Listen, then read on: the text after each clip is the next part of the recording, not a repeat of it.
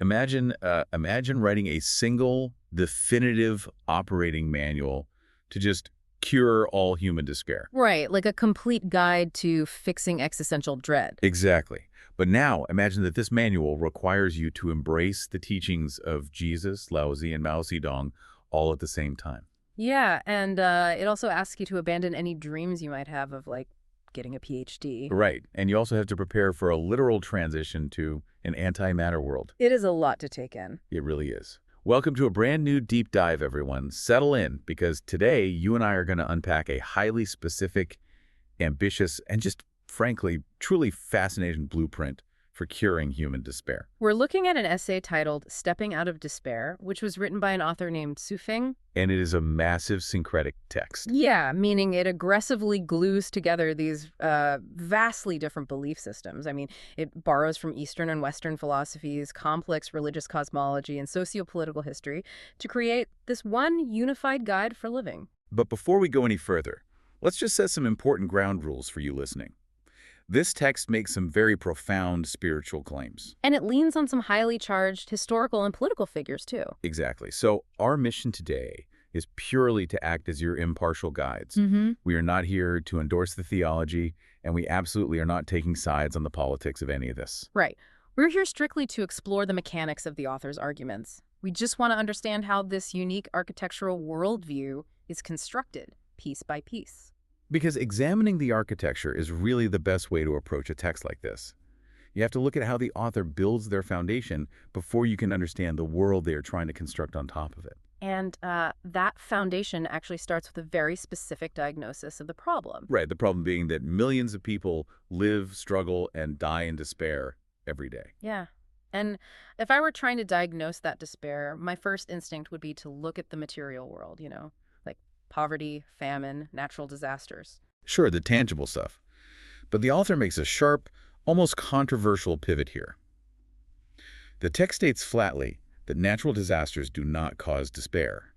Which is wild to think about. I know, right? It says material hardship does not cause despair. By divorcing despair entirely from material reality, from the earthquake or the empty bank account, the author basically isolates the condition. So what do they blame it on, then? The argument is that despair is caused solely by mental and spiritual trauma. Specifically, it's the inability of the mind to envision a bright future. Okay, so it's internal. Entirely. Despair, according to this essay, is self-created by human consciousness, both on a collective and an individual level. It is not a punishment from the universe, and it is not God's will. I found myself thinking about this like a massive IT failure, actually. Oh, how so? Well, the author is essentially arguing that the physical world, the hardware, isn't actually broken. The hardware is just doing what hardware does. Storms happen, economies fluctuate. Right, the system's just running. Exactly. So despair is entirely a software bug in human consciousness. It's a corrupted line of code we've written into our own operating system. I like that. And taking that IT analogy further, diagnosing despair as a software bug rather than a hardware failure completely shifts where the power lies. Because you can't control the weather. Exactly. If despair were caused by the hurricane, you'd be powerless until the weather cleared. But if despair is just your consciousness reacting to the hurricane with hopelessness, then you have ultimate agency. You can reprogram your own reaction. Yes. And to do that, the author introduces 4 specific realms of despair that we have to conquer or, reprogram. Consciousness, soul, spirit, and life. But the text insists we have to start with the biggest bug in the system first, the ultimate source of the bad code. Death. Yeah. Hacking the cosmic fear of death is the crucial first step. And the reasoning the author gives is pretty stark. I mean, if death is the absolute final end, then regardless of whether your life was brilliantly successful or completely tragic, the whole thing is just an illusion. It renders the entire human experience meaningless. Right. If the end point is absolute 0, the math of your life always multiplies by 0. So to conquer the despair of consciousness and soul, the author argues that we have to fundamentally rewrite our understanding of mortality. Death is framed not as an end, but merely as a transition. Through a process of cultivation, humans can achieve what the text calls immortal qualities. And this isn't just some vague formless idea of spiritual rest either. The text maps out literal geographical heavenly realms. Yeah, it names the 1,000-year world, the 10,000-year world, and the Elysium, or Pure Land. And this is where the physics of the author's cosmology get really intricate, to be honest. The text emphasizes the absolute necessity of understanding the antimatter world. That is a crucial mechanical piece of this universe. The argument implies that the physical world we experience is bound by matter, which naturally decays. Right, so if your consciousness is strictly tied to a materialist worldview, your soul remains in darkness. Because you literally cannot perceive anything beyond physical decay. The antimatter world represents the invisible, enduring structure of reality. So grasping the concept of antimatter is presented as the cognitive key that allows the soul to actually see the dawn of heaven. Exactly. Without understanding that a non-material physics exists, you are just trapped in the despair of physical death. Now, if you're listening to this and wondering how someone actually proves the existence of a spatial antimatter afterlife, the text has an answer that gave me a bit of whiplash. It's quite the roster. It really is. The author insists this concrete reality has been revealed by authorities like Jesus, Shakyamuni, who is the Buddha, and Seth. Seth referring to the 1970s New Age channeled entity from the Jane Roberts books. Right. It's an incredibly diverse, almost chaotic roster of spiritual authorities. It's a wild synthesis. I mean, you have a first-century Jewish preacher, an ancient Indian ascetic, and a 1970s New Age entity, all cited as revealing the exact same geographical afterlife. The theological differences between those three alone are massive. Yeah. How does the author even reconcile that? Well, the author basically bypasses those theological differences entirely. In syncretic texts like this, historical figures are often stripped of their specific dogmas. So they just ignore the contradictions. Pretty much. They are repurposed as different messengers carrying the exact same cosmic truth. They function as local translators for a universal broadcast. Oh, I see. So they're basically just different localized login screens for the exact same software. That is the operational logic, yes. Yeah. The text reinforces this by quoting the Prophet Muhammad, stating that we need authoritative help to escape the boundaries of earth and heaven. And then, almost immediately, it quotes the ancient Chinese philosopher Lao Tzu regarding the inescapable net of heaven. Right. The underlying message is that across time, space, and culture, every major prophet has been warning humanity about the exact same spiritual matrix. And the ultimate master key to unlock Lao Tzu's net, the text states simply, is the Tao, which it equates directly with God. So it all funnels up to one source. Okay, assuming a reader accepts this universal, multi-layered cosmic reality, they've patched the fear of death, effectively conquering the despair of consciousness and soul. But curing existential dread doesn't mean you don't still have to wake up on a Tuesday and navigate daily life. Exactly. Yeah. The bills still need to be paid. This is where the text transitions to curing the despair of spirit and life. And if despair is a software bug, my instinct is to look for a patch like, I don't know, cognitive behavioral therapy or maybe a daily mindfulness practice. But the author's prescription is much more rigid than that. Overcoming spiritual despair requires breaking our current mental shackles, which the author claims we can only do through unconventional thinking. Right, mastering what they call the 8 great thinkings. The text doesn't just want you to think positively, you know. It wants you to completely shatter how you perceive value, success, and reality. It demands you build an entirely new, quote-unquote, correct worldview to overcome the despair of life. And to build this worldview, the author provides another list of role models we are supposed to study. And if you thought Jesus and Seth were an odd pairing, just listen to this roster. Here we go. The Prophet Muhammad, Mao Zedong, Guanyin Bodhisattva, and Kshetragarbha, the Earth Store Bodhisattva. It definitely challenges our conventional historical categories. To put it mildly, putting Mao Zedong, a 20th century communist revolutionary, in the exact same category as Guanyin, the Buddhist embodiment of infinite compassion, seems completely contradictory. On the surface, absolutely. What is the author's actual common thread here? How do those puzzle pieces fit together to form a coherent worldview? Well, we have to look at the specific metric the author is using to evaluate these figures. The unifying metric is absolute selflessness. Okay, selflessness. Yeah. The text argues that the core lesson to extract from every single one of these individuals is the total abandonment of private interests. So similar to the prophets, the author is stripping away all the historical context, the political violence, or the religious dogma, and isolating just one idealized trait. Yes, exactly. The focus is entirely on the concept of dedicating one's life completely to the people, to society, and to nature, while keeping the suffering masses in mind. Oh, like Ksitigarbha. Right. Think of Ksitigarbha, the bodhisattva, who famously vowed not to achieve Buddhahood until all the hells are emptied. That represents the ultimate spiritual surrender of the self.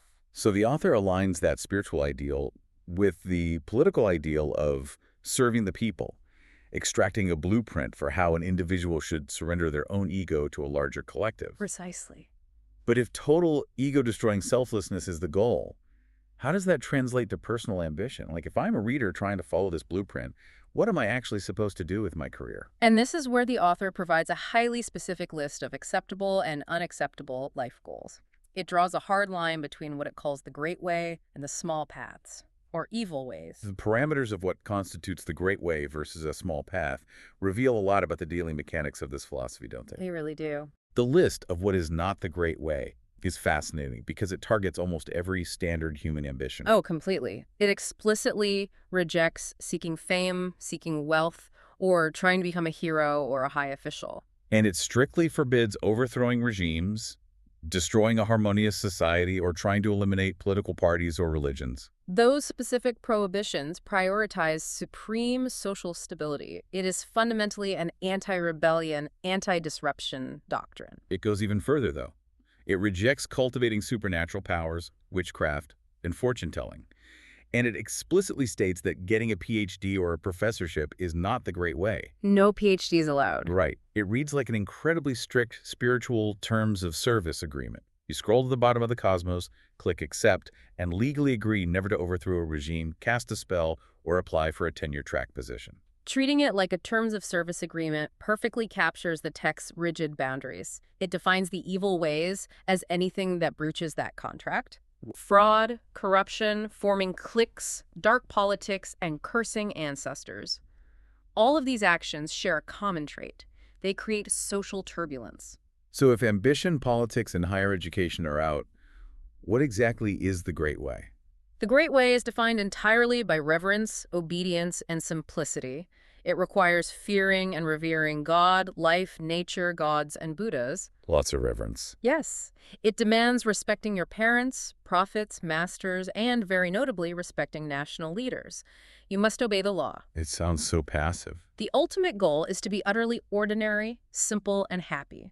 The text dictates that you should never take a single thread from others or from nature. Wow, not a single thread. And it warns that God is 3 feet above your head, meaning you are in a state of constant divine observation. It's like taking the ancient philosophy of chop wood, carry water, but updating it for the modern era to include respect national leaders and don't get a doctorate. That's a great way to put it. Why is the author so fiercely focused on enforcing an ordinary life, though? The psychological strategy at play here is the pursuit of a completely frictionless existence. Frictionless. Yeah, think about what generates the software bug of daily despair. It's the gap between our desires and our reality. Oh, I see. It's the crushing stress of ambition, the anger of political rebellion, the exhaustion of trying to outsmart the economic system, or the academic pressure of earning a PhD. And friction generates heat, and heat damages the hardware, which corrupts the software. Exactly.